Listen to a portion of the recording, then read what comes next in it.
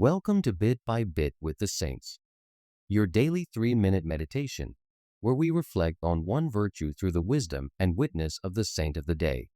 Have you ever needed mercy and feared you be turned away? Today we meet Saint Callistus I, a pope who opened the church's arms wide without breaking her spine.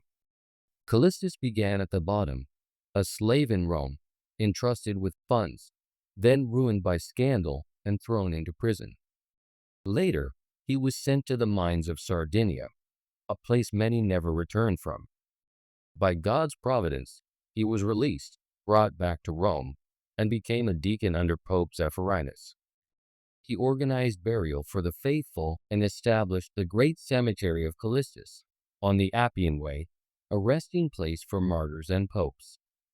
Elected Bishop of Rome, Callistus faced fierce opposition for teaching that no sin is beyond God's mercy when there is true repentance.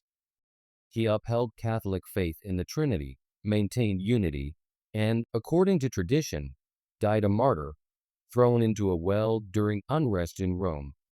In St. Thomas Aquinas, mercy is love's response to misery. It moves us to relieve it. Mercy doesn't deny justice. It fulfills it by healing what sin has broken. Callistus embodied mercy and courage. Mercy, by insisting that even grave sinners could be reconciled after penance. Courage, by weathering public criticism to guard unity and keep the doors of confession open. This week, follow St. Callistus. Hold the line of truth and open the door of mercy. Identify one relationship strained by failure, yours or theirs. Take a single healing step, an apology, a debt of kindness repaid, a message that says, "I'm still here if you're ready to talk." Mercy becomes credible when it costs us something.